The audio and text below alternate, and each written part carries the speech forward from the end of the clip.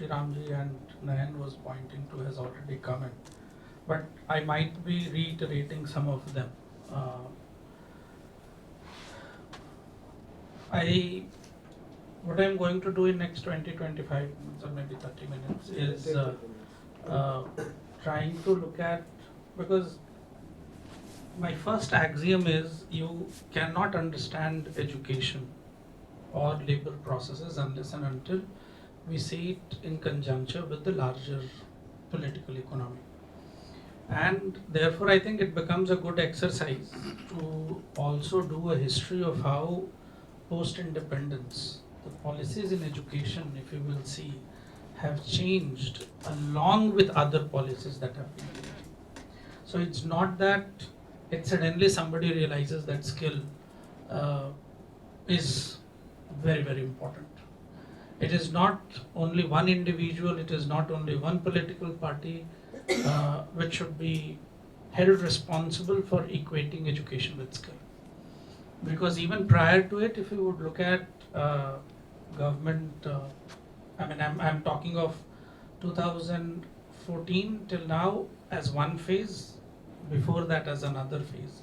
So if you would look at education reports of very progressive, and progressive is within quotes here, intellectuals, there has always been this repetition of how there is a need to bridge this gap between labor market and university education.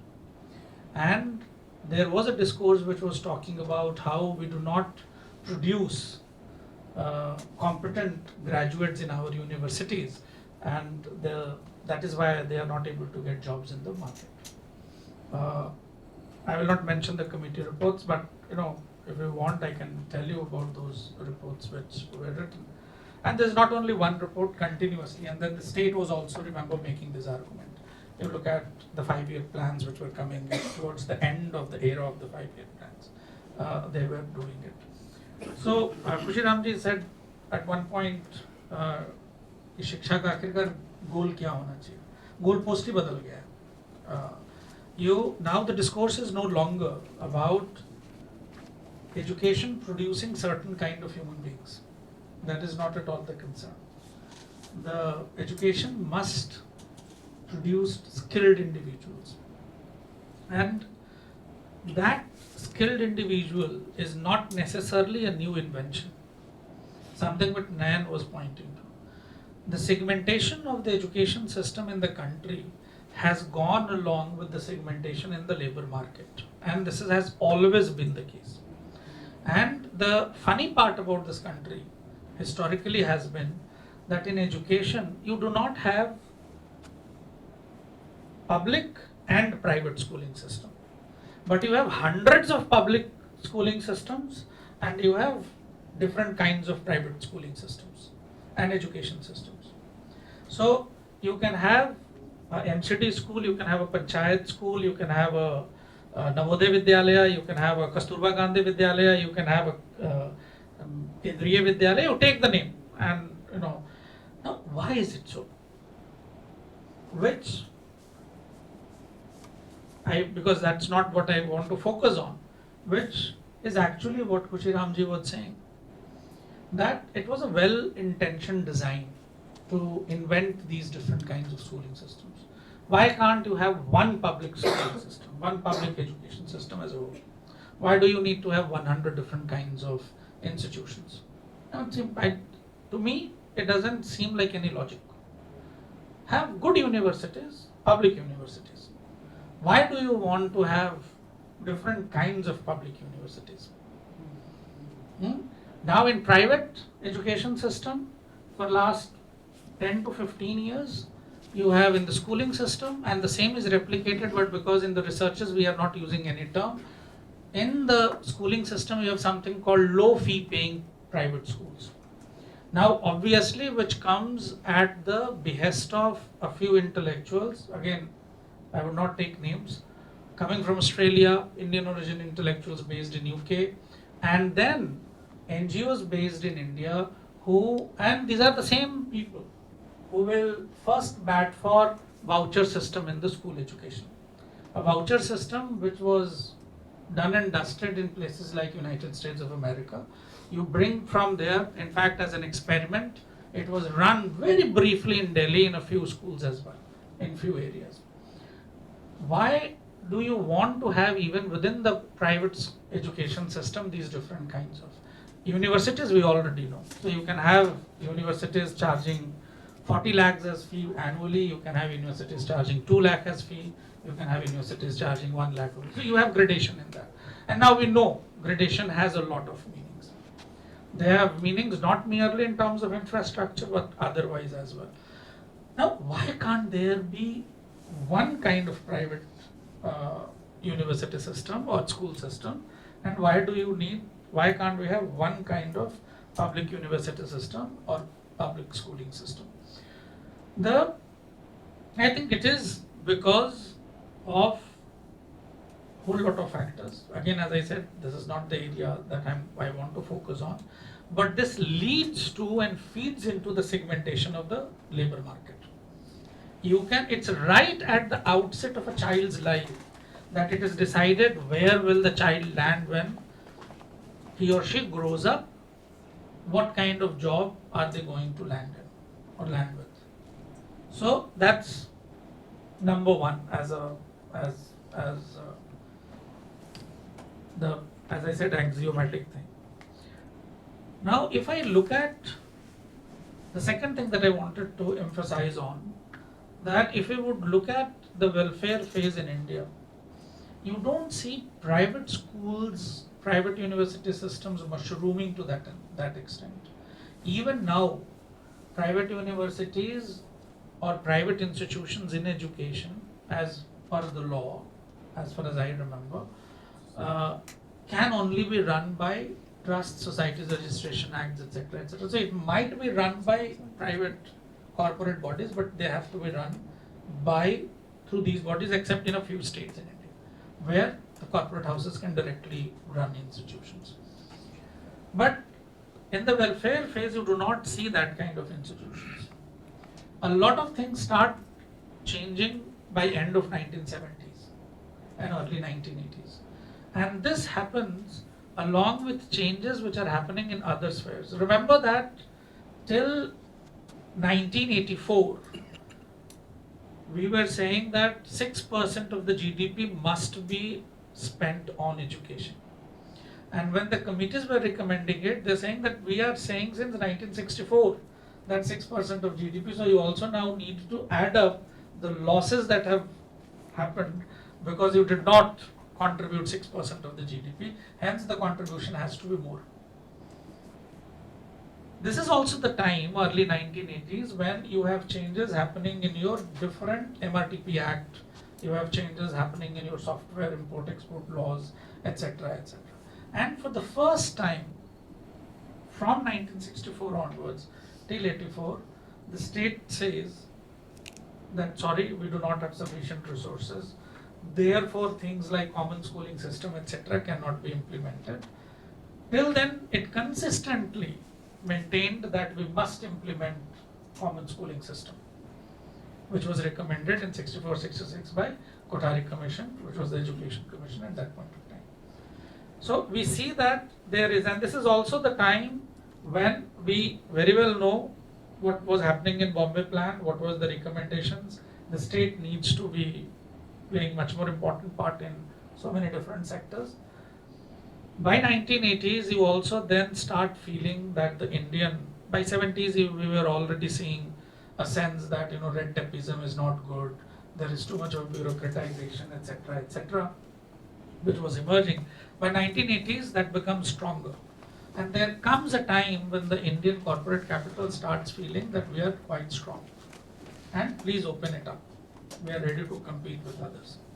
So we then see floodgates opening, which happens in terms of, now the promise was that it is going to give us a lot of jobs. That was the promise. And frankly speaking, at least in the urban middle class segments, we did see a boom when the call centers and all those things came in. Statistically speaking, there were jobs which were created in those segments. But then what is the situation now? we are seeing that there is high job loss which is happening. This,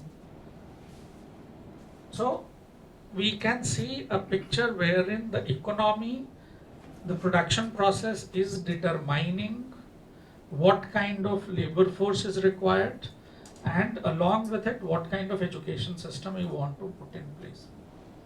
And it is culmination of this by coming to contemporary times that we do not feel the need to even talk about, oh, should you give an education with, let's not get into the nitty-gritties and nuances of it.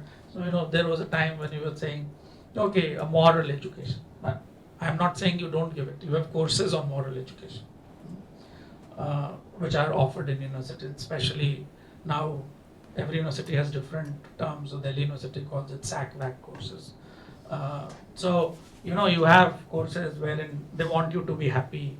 In Delhi, a government comes, it implements a course. So even if you are a victim of riot, they want to make you happy by teaching you a happiness course and a happiness curriculum in the classroom, etc. So all those things do keep happening, but they're mere cosmetics. I mean, any sensible person would say and knows that you can't be happy simply by doing a curriculum on happiness. If there are much more complicated conditions that you live in, which will make you happy, unhappy, sad, etc. Kushiramji was pointing out about the depression thing.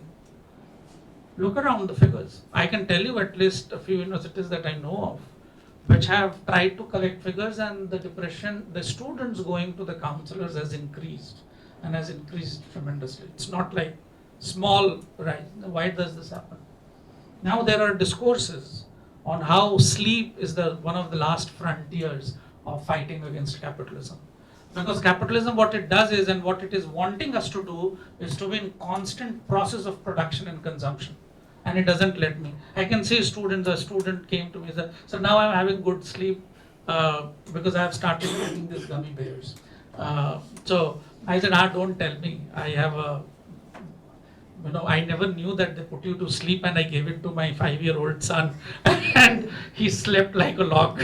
So I know they are potent, but point I'm making is, look at the condition that you have forced the constituents of the education system, and students being the most important constituents of the education system into it.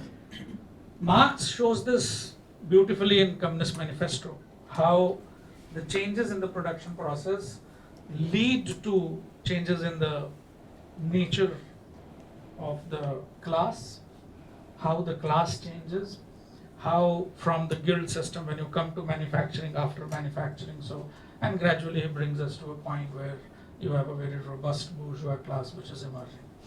So I don't need to talk about it in detail. But what we forget when we are talking about the contemporary times, which is we are talking about technological advancement. And my formulation, one of the formulations which made people very unhappy was that teachers do not consider themselves as workers, because they go with the argument that they don't produce surplus and they don't contribute directly to surplus accumulation. The problem that has happened is because we do not realize that the nature of work, and the nature of work has to be looked at in a very nuanced manner. What is it that we contribute to? So for example, as academicians, we are all slaves. We are all slaves to capital. There is no, we are slaves because we do free labor. You are not paid, but you are required to publish in journals. And the corporate capital mints money out of your papers. It's a free labor that you give into corporate capital. So we are living, and this is only one example, there can be 100 different examples. So we live in times wherein the nature of work itself is changing dramatically. This was not the time, this was not like this under welfareism. Even not so. Terry Galton shows this beautifully in The Death of Universities. That how in earlier times in Oxford, this is not how it was. Now, unless and until you publish these many papers, you are not considered relevant, etc., etc. And earlier, if you were publishing too much, you were considered useless faculty.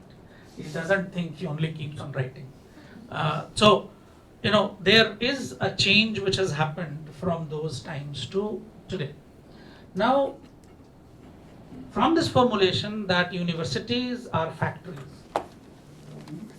and teachers are workers in those factories, which produces and which basically produces the commodity called labor power, which are the students in the class.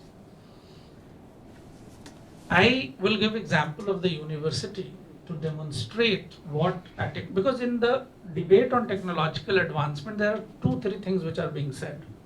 One, it is being said that there will be huge job loss. We are seeing that there is a huge job loss.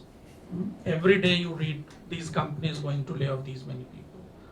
These many 100,000 people have started looking for jobs because then you will be reading news items which say entry-level people are going to lose jobs.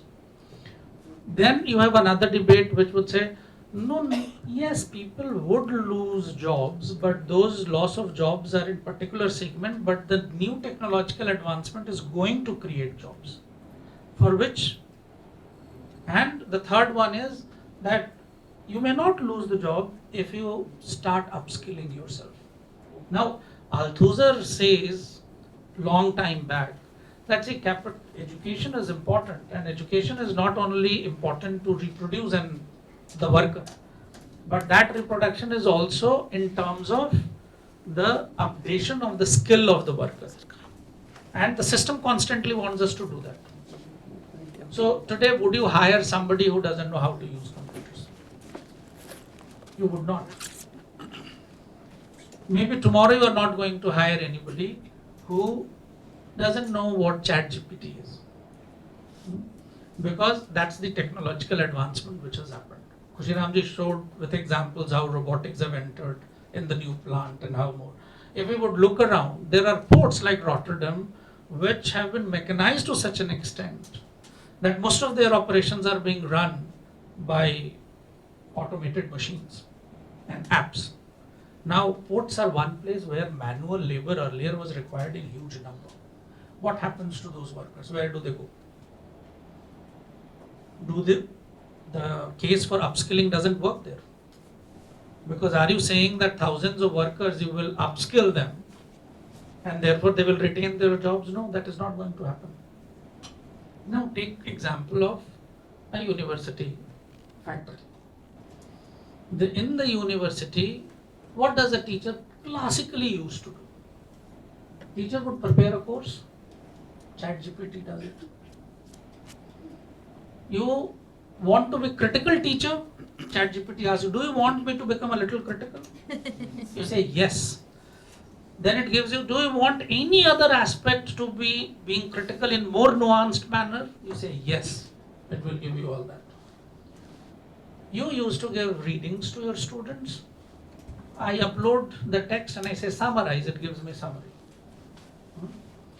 You used to set question papers. I say, these are the texts, please give me 10 questions. It does it. I know people who set entrance exam papers through ChatGPT. It can do evaluations.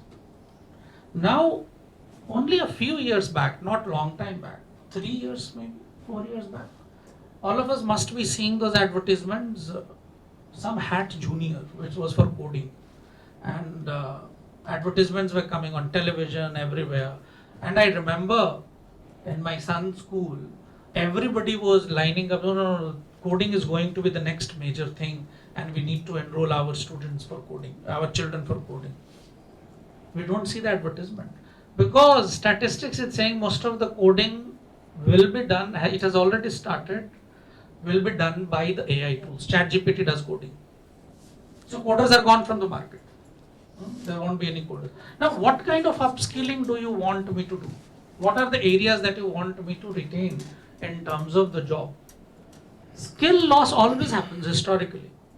Whenever a new technology would come, there will be a lot of people who will be rendered without employment because a new machine has come. But we are living in times where the magnitude is massive, and by design it is not going to absorb most of the people who will get out of the jobs. Now, so what do we do? So I was talking to a few union people, and I was telling them that, look at the job laws, etc., which is happening. They said, so we are planning for protests, etc. I said, but in your discourse, I never see, thankfully, Kushiramji said this. Why is it? Should we not redefine the idea of work itself? Should we not define the number of. So, what had happened? When the economy opened up, I saw school teachers that I met in a few big private schools. They were very happy initially when they joined it.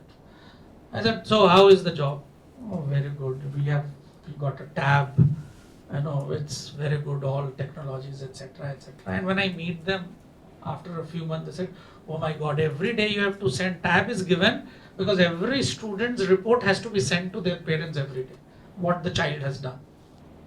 So look at how oppressive that instrument has become. So from that time to today's time, we really need to, what were we doing?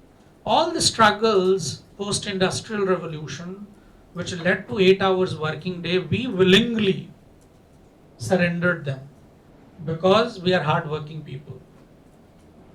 We work throughout the night. As teachers, you must be waking up in the night and sending reading material to students, maybe evaluating their assignments, etc.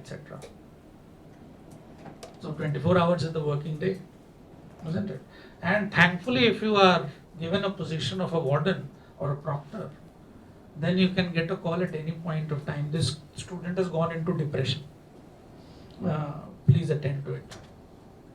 Now, just look at it. So we surrendered those victories of post-industrial revolution. We are standing at a point where it becomes important to redefine the work and the working hour. Why should one work 8 hours? There is no need to work 8 hours. Why should we work even 5 days a week? There is no need.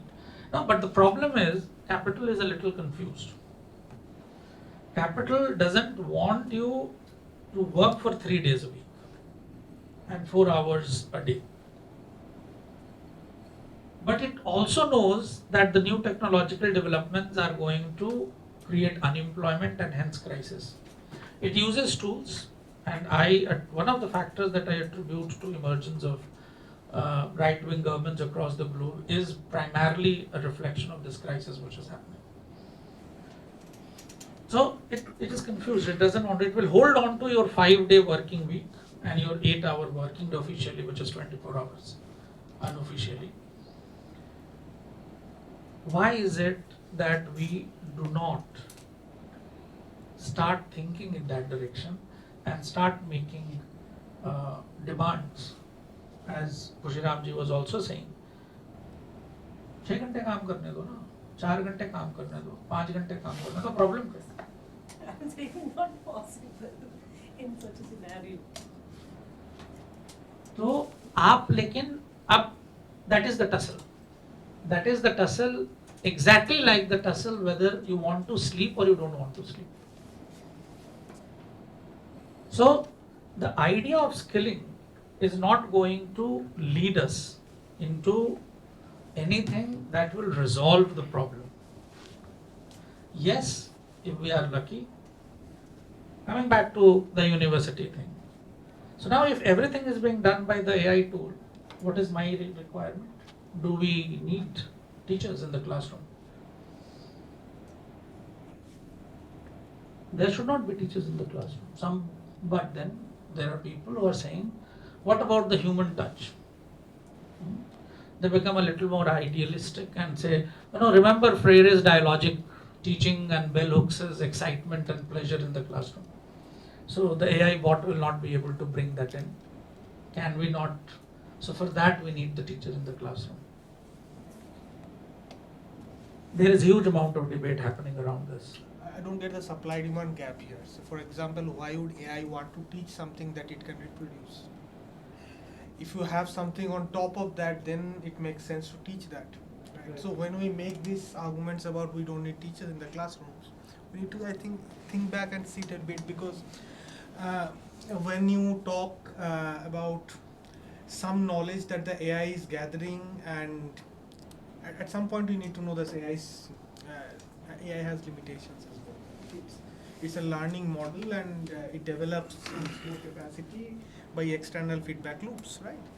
So I was just thinking about the logic of if a classroom or a situation, hypothetical situation where there's just AI in the place, and it just keep teaching the same thing. There is no supply demand story there, right? Because it's not learning from what it already knows by teaching the thing that already knows. To get that extra delta function, like you need someone No, so to provide that.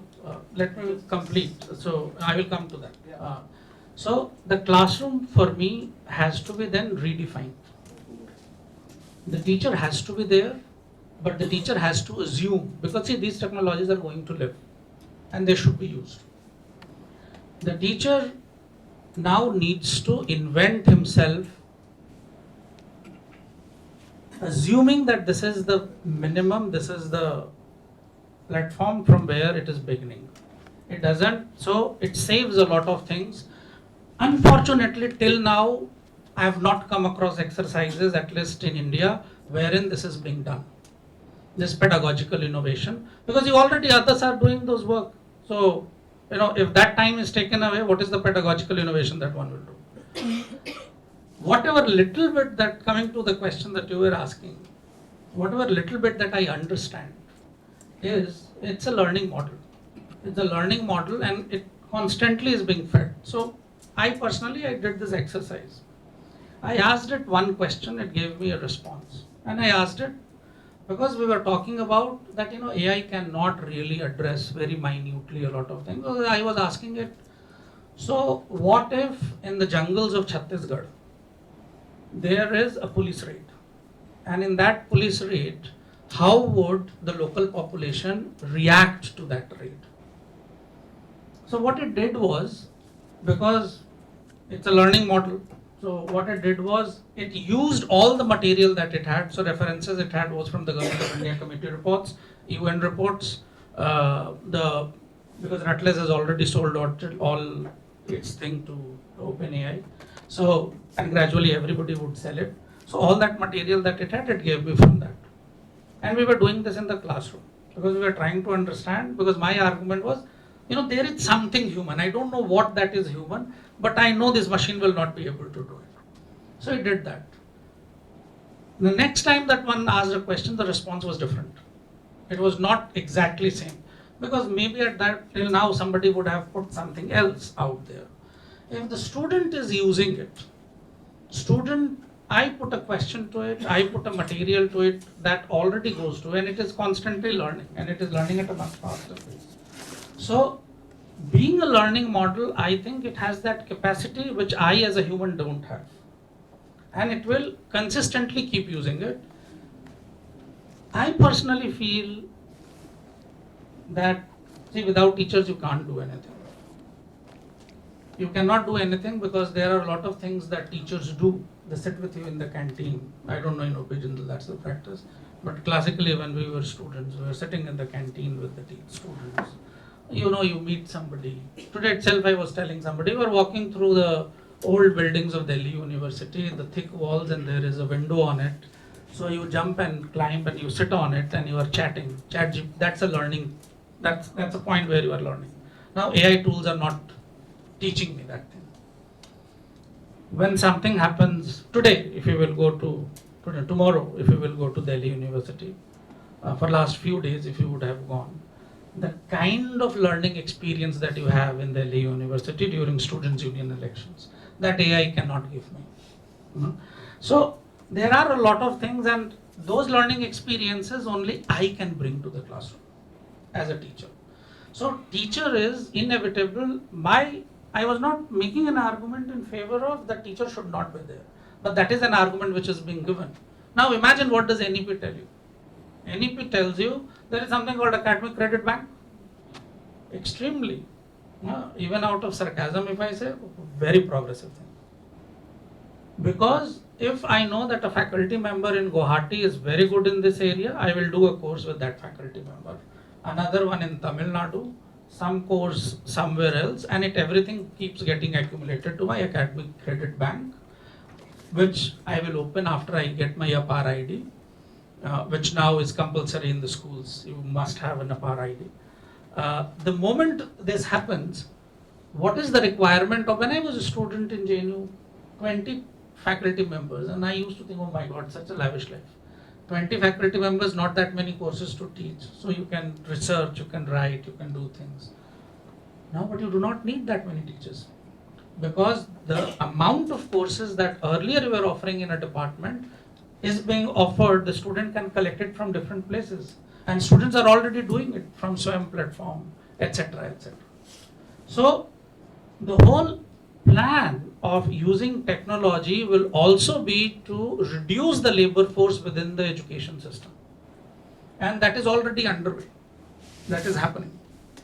Because for the first time when Delhi University increased the number of students to 300 in postgrad classrooms, the Vice Chancellor then made this proposal, because teachers said, how do I teach a class of 300? The proposal made by the Vice Chancellor was, we will have 150 in one room, 150 in another room. You teach in one room and a screen will be there in the other room. Now, it worked, it didn't work is a separate issue. The point is that the system is thinking. So the system is still in the mode of reducing the labor force within these institutions which are there. If you would look at the statistics, Times of India came up with a report on a university like JNU and the change in budget under different heads. In JNU, what I heard from a few faculty members is, you do a seminar, you don't get funds. So at least 2 instances I was told wherein the seminar went on, faculty member gave chai from his pocket, and then participants were told you can go back to the mess, eat and come back for the next session. And then the tea was given, because the funding has gone down. Library funding has gone down. Now imagine if you mechanize everything. You will not need those people. It's like the banks where you had earlier too many people, now there are very few people. And many other places where this will happen. Now how does, when I skill people, will ensure, because your intention is to reduce the labor force. Does my upskilling convince you to hire more and more people or in equal number in the places of different places of work? That doesn't seem to be, because it comes in conflict with your idea of reducing the expenditure by doing away with the workforce. You did that with so many different things, ranging from gardeners, library staff, to security people, to everybody, by informalizing them, taking away, as Kushiramji was saying, earlier you used to think you got a government job 58 years, you are there. Now you can't say, because most of the jobs are from third party, and FICCI will come up with a report how big the human resource industry is. And that human resource industry flourishes on what? It flourishes on supplying teachers. It flourishes on, I was telling you about low fee paying schools. There are companies which are ready to give you loan to start low fee paying schools, and not only give you money, they also take responsibility of your branding. So the whole landscape, if you will look at it, then if you start posing the question of labor education and skilling, I think there is hardly any way in which it is going to lead to more employment. It will lead to job losses. It is going to not, critical education is out of question. There won't be any semblance of critical education.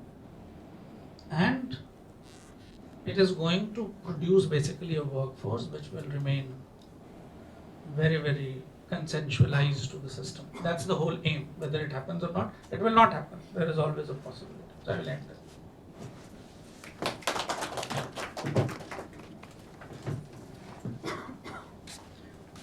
We'll just have questions and so on. It's I don't know if it ended on a very depressing note, uh, but the point is also that we since we also in a program like a development studies, development practice, we are also concerned about how policy is shaping and how our own objects of inquiry and also the kind of historical and theoretical underpinnings of those policies. And it's good to have perspective from all sides, even in terms of criticizing these categories themselves. Um, Specifically from the global south side, the last masterclass I think we had, which was online, which Prachi was coordinating, which was around care work and sex work, those ideas. And then there was I remember during the debate itself, there was a debate around this, what is considered work and what is considered valuable work, so to say. So the entire debate around care work is also already there. So from a global south perspective, specifically the question of informality, precarity, the question of care work, how does and unrecognized work in the sense of which are large swaths of it, and then the entire question of skilling to coming in as to kind of as a panacea for all of that and to resolve it. That needs investigation in the sense not just of what is being done immediately in terms of the policy takeaways, but also in terms of historically situating it. That's why we wanted like both of these kind of perspectives, and we. So yeah, I mean, if people have like questions and or just comments or anybody, I mean, it's open. You can just yeah. Pranav. Sir, my name is Pranav.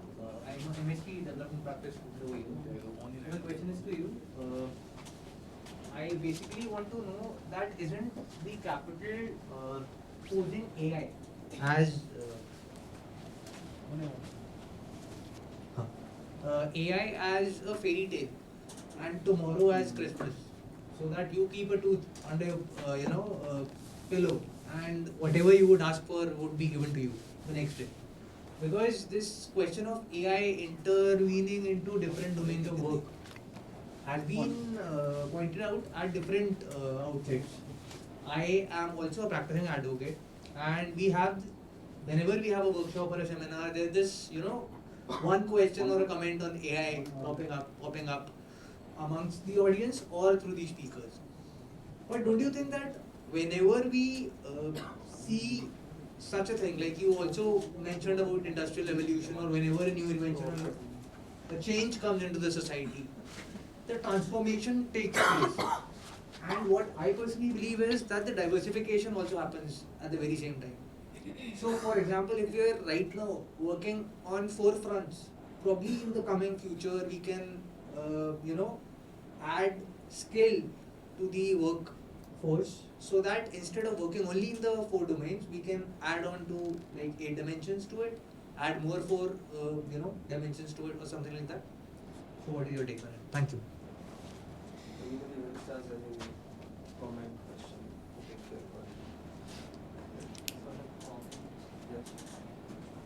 please introduce yourself. Hi, myself Jaipal, and I'm doing my masters in Jamia. So I completed my graduation from Delhi University, Venkateshwara College. So I have that comment regarding when we talk about NEP in like recent 3-4 years, and we were the first batch, the experiment batch of NEP. So we gone through 7 papers: SCC, VSC, AEC, and GE. So those papers were like you have to like in SSC we have yoga, we have Fit India, we have Art of Being Happy, or Very Good Mathematics. So those courses are like they are like heavy weight on us. Like we can't focus on our core courses. For example, my core was history.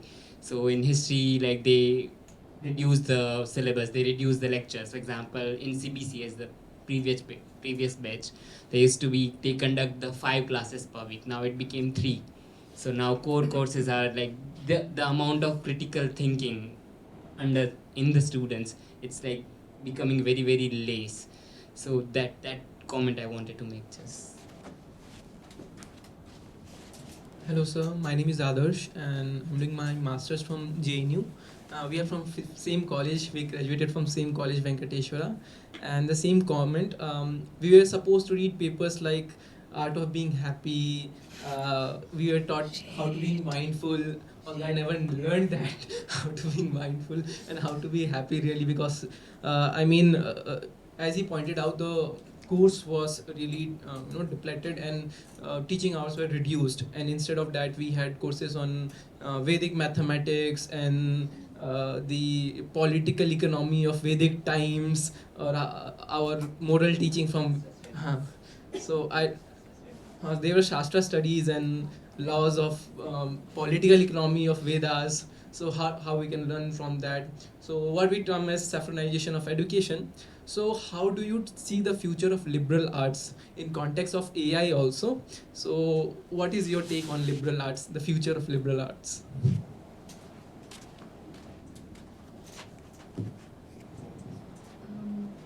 Hello, my name is Shubhangi and I'm doing MSc Development Practice course at Jindal. So,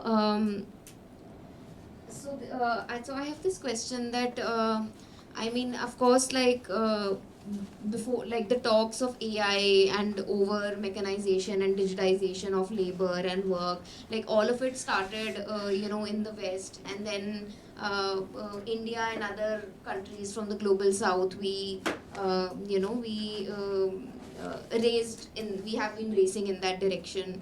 But like amidst all of this, there is the question of context, which the system, which the state like keeps on missing. That India, with already an increasing unemployment rate, and at the rate of which we are adopting and employing these tools in every domain, like even in the so I have been a development sector professional also for about 7 years, and it's been really surprising to attend summits and conferences and see on topics like climate change and AI, or like other, like even in the development domain, we are seeing how AI can play a role in impacting the lives of the poor and the marginalized, where there was already an existing digital divide, urban rural digital divide, where there are still some areas where even like electricity hasn't reached, forget about internet connections, and then we are already talking about AI. So how is it going to further the gap? So how is it that we keep on missing this context? And in your understanding and experience of political economy, why is India succumbing and promoting this kind of a system and structure? Maybe we take this round and then.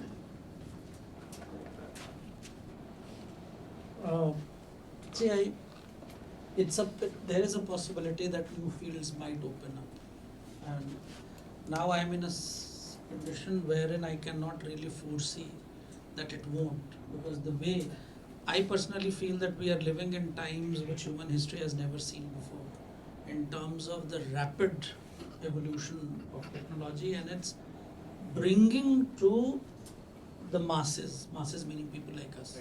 And not because she has already raised the question about the large precariat and empower. So one doesn't see it, but my hunch is, and hunch means that I can't empirically prove it, is that the job losses will outweigh even if the new frontiers are opened up. So that's my feeling, that is what will happen. But it might, new frontiers will open up.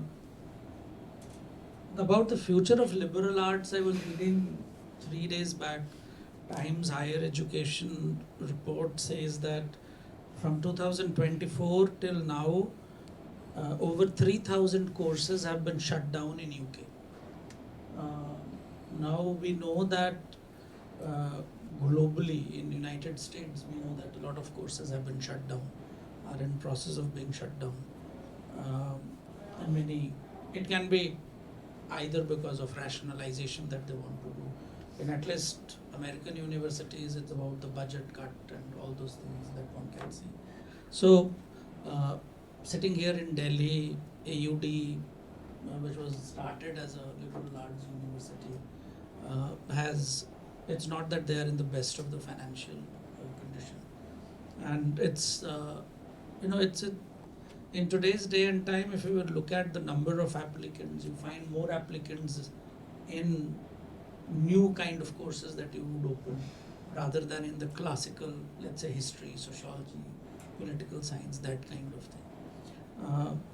And at one point of time, my reading was AUD did try to, because being a liberal arts, what do you do to diversify yourself and to make it look like we have a professional course also. So generally, they have not done it, but they started programs on education. They had labs in different localities in Delhi, slums, etc., during the Aam Aadmi Party government, and they were working closely with them in terms of especially their education department. So liberal arts, I think the system is wary of investing on liberal arts.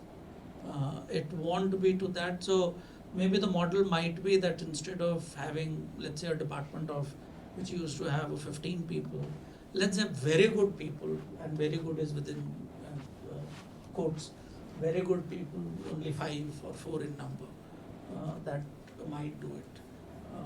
You can see that there are now these tendencies of having teaching fellows. Now you can call that, it's there are many ways of reading it. So one can say that you are giving opportunity to younger crowd, but I can also read it as cheap labor being available to do the work which otherwise an assistant professor or any other faculty of any other level would have done it, because you also give it for only shorter period of time. So the whole imagination has changed, and it's a battle of reclaiming the imagination as well. Like Ernst Bloch would say how it is important to daydream, though we look down upon daydreaming, but it's so fundamental and important to do that.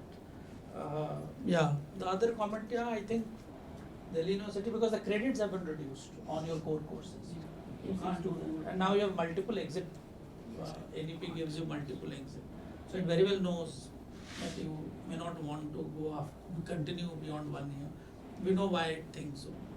There have been a lot of arguments made around it, that why it wants you to go after 1 year, after 2 years, after 3 years. So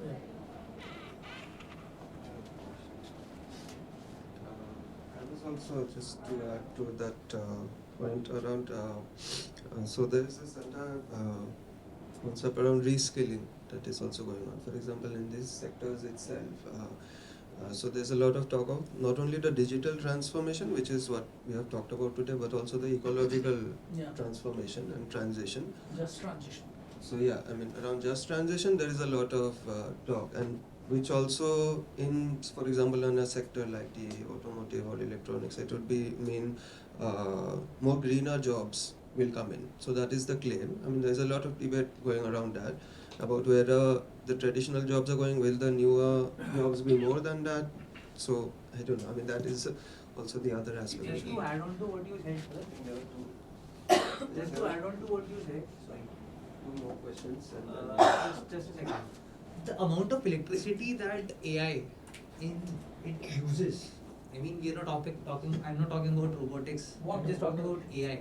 Look at the water that it uses. Right. It is totally in contrast with the ecological, It forced, in fact, OpenAI to issue a statement saying, please don't say thank you, because every click that you make, it involves uses of water. So, while you were telling us, so you, Shamil sir, and you had a discussion about how teachers are taking over, like how teachers could be replaced by AI. But I attended a workshop, and in which there was a discussion about the same thing, and it was ideally that I agree that there is a human factor of teacher-student interaction that cannot be obviously replaced by AI. But at the same time, to AI to flourish, it also needs teachers or prompts. AI is functioning just because it has a set of data and it has a lot of um teachings which has gone into it. So teachers being replaced by AI, it can, I feel that it can be a subordinate to a teacher being present in class, but at the same time replacing a teacher and bringing only AI is a question that is to be seen upon, and I feel that is one thing.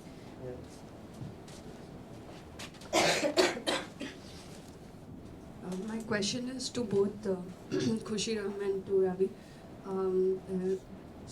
It's an anthropological question rather. Can you give me an example from your wide reading or knowing of societies? Can you give me an example of a society that is completely overtaken by AI, that has completely gotten digitalized, where bullshit jobs don't exist? And can you tell me then if the class divide gap has decreased thereon? I don't know of any. So that's the short answer to. I think it might be, again, based on my hunch, it will be very difficult to have a society completely taken over by them. Because the moment we say this, we are discounting struggles that happen in society. So the moment something will happen, there are also struggles that are happening around it. There are resistances of different kind that will happen.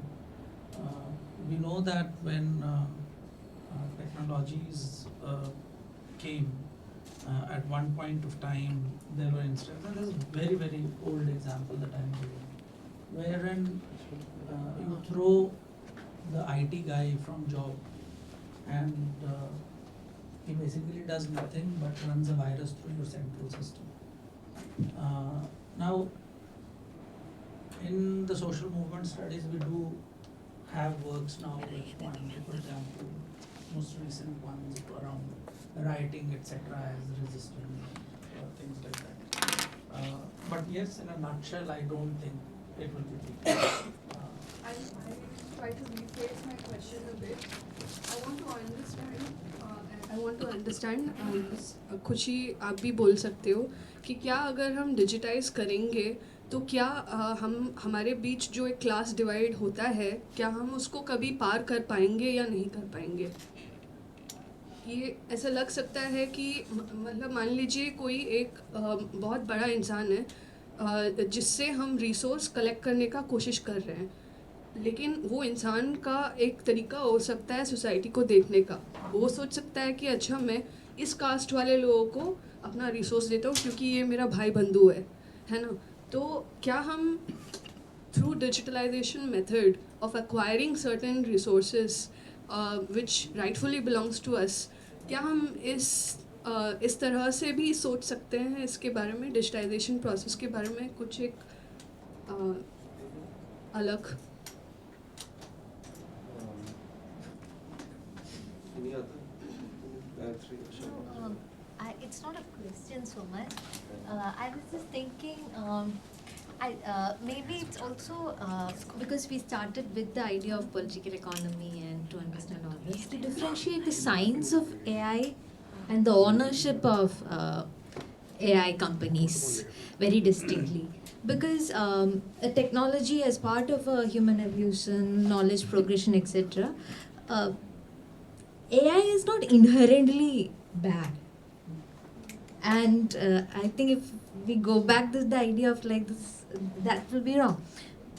Simple things of learning tools for disabled students, to diagnosing of diseases, reducing the human error in it, many such sort of things. But the problem is the ownership of the research that happens on AI. I've heard stories of computer science faculty in the Ivy League universities quitting the universities, joining these major AI companies because they get paid like many times more there.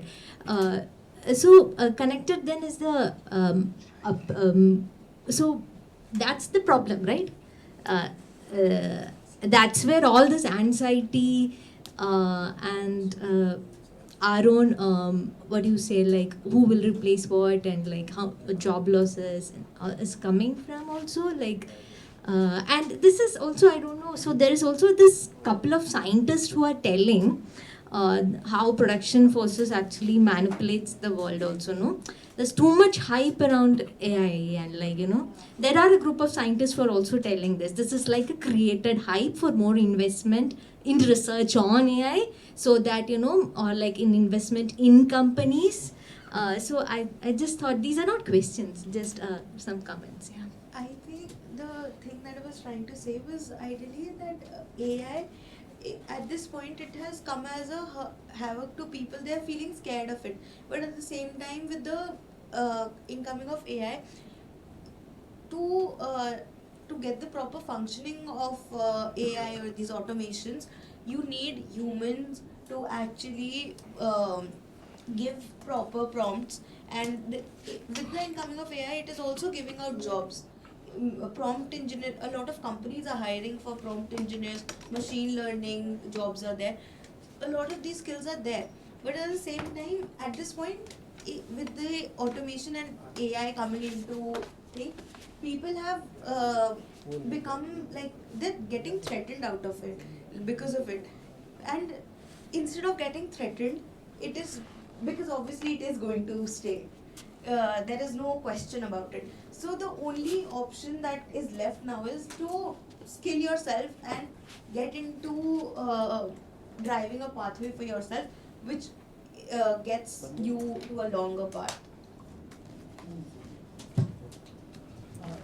I just remembered to your this thing. One of my students, she is for her dissertation, she is looking at the digital divide with reference to Dalit women in a slum in Delhi. And she was telling me that they are facing a lot of problems in terms of not being enrolled into. One problem is they are not allowed to enroll into those programs.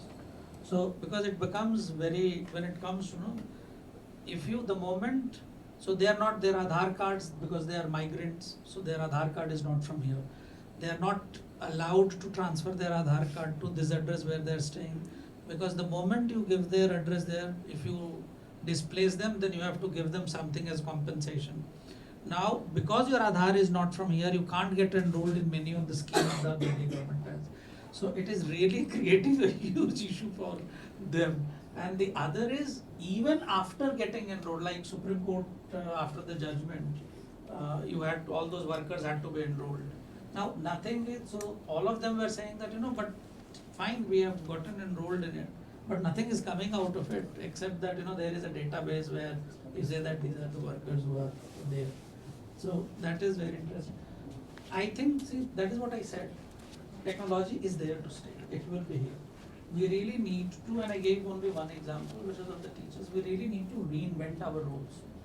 So how are we going to reinvent our roles? That is very, very important. But this skill thing, now we really need to think a lot around it. This very idea, it is only after Thatcher comes to power in UK that the teacher education courses were renamed as teacher training courses. Now, why do you need to replace education with training? There was a huge, so, you know, I think it's important that we really look into why this emphasis on skilling vis-a-vis education that earlier used to exist. I will also end with a comment because we are nearing the end. I might not need a mic though. It's not really a question, it's just something I read this morning. It was a wonderful piece in today's The Hindu, which is very rare these days, given how the paper has gone down the hill. It was about the role of data annotators in AI and large language models, machine learning as well. So one thing is that since not all of data is legible to AI and ML, it requires data interlocutors, for the lack of a better word, and a lot of these annotators are based in global south, and so all this job it's more basically gig work. It's outsourced to people in the global south like India, Pakistan, Kenya, and so one thing is about remuneration. It's like micro. There's a name for it. okay. They're basically paid like somewhere around dollars per hour, and a lot of it is they're surveilled heavily how much seconds or minutes they are taking in order to feed that amount of data and so on and so forth. So उसमें the question of skill वो थोड़ा problematize करके देखा जा सकता है, because उसमें एक question उसमें एक instance was mentioned. So when we look at data can be, for example, AI does not know what yellow looks like or what red looks like, so that those are things that need to be fed in. Those can be done by, say, quote unquote, not enough skilled or unskilled people. But also when it comes to, again, skilled domains like medical sciences, usme bhi it's that annotation ka job is again being surpassed or passed down to the same gig workers or micro workers or whatever. So usme medical science ka example deke it was mentioned ki these people have come out and said that we are not really skilled enough, or we don't have that expertise to be doing it, but it's out there and still no one cares about it. So the whole skilled, unskilled expertise, those who lack it, and how it comes into the picture when it's about data annotation with regards to AI. And since data is being fed into AI through these not enough experts, not so skilled people, then how correct would that data be is another question. So when we talk of AI replacing, experts, ye wale experts, teachers or medical practitioners, it'll always be problematic that way. Yeah, so thank you. Can I pitch a movie? Humans in the Loop. It's playing in theater, Cinepolis. It's exactly on this data label. What is that word? The people who label Adivasi women in Jharkhand for doing this. It's a fantastic movie, small movie, independent cinema. Please go watch. Report of IRC. Humans in the Loop. Humans in the Loop. So we have to wind up now. We can carry on the conversation. We can carry on this conversation even outside because there is another class that's going to happen in this space, and so I'll also end with some of your comments. So the point I don't think was around that this will take bad good kind of a thing. The point was also to historicize and then to look at how the emergence of these categories, also to look at emergence of policies and to place it. See, from very initial pre-industrial revolution time, before any workers' organization and so on were formed, there's something called the Luddites, who are supposed to be machine breakers. That's a bad press about them. It's much more nuanced than that. But the bad press, the word Luddite has come to mean machine breakers when the first machines had come up. What is the wheel? Or ekdam basic technology in the first place? It's also congealed labor and hence congealed social relations. That is what is there. And then today we have, maybe or maybe not, that's a question. Have we reached a qualitatively different stage or not? That is, I think, a question that Ravi was also trying to address, and it's a good question to think through. Is it having that kind of a qualitative pathways to policy? There was a very good article in Mint 2 days ago, Prime Minister's apprenticeship. Apparently there's a big program, a lot of people signed up. You are subjected to go to a big manufacturing unit, learn hands-on job. आप जो बोल रहे थे, हाथ में काम सीखो, प्रधानमंत्री apprentice. Some guy college pass किया किसी ने, उसको नागपुर ले गया, दिल्ली में घर है बेचारे का, जाके पता चला 5,000 रुपया मिलने वाला है, और वो जाके सोचा कि अरे भाई हमको तो बहुत कुछ सीखने को मिला था लेकिन 15,000 खर्चा है। उस आदमी कहाँ AI सीखेगा, कहाँ डिजिटल सीखेगा, उसका दिमाग में अभी कैसे चलेंगे, कल का खर्चा, वो चिंता हो गया। तो बात हम फिर वही आ जाता है कि अब रिस्किलिंग जो भी बोले, मतलब what ever terminology it is, आपको सोचने का तरीका क्या है, कैसे रिस्किलिंग कर रहे हैं। बच्चे को ऐसे पढ़ाना है कि हम नहीं सोच के वो करें। Pathways to policies, everything that links between what. Thank you. That we talked today. Thank you everyone for coming in today. We can continue the conversation outside.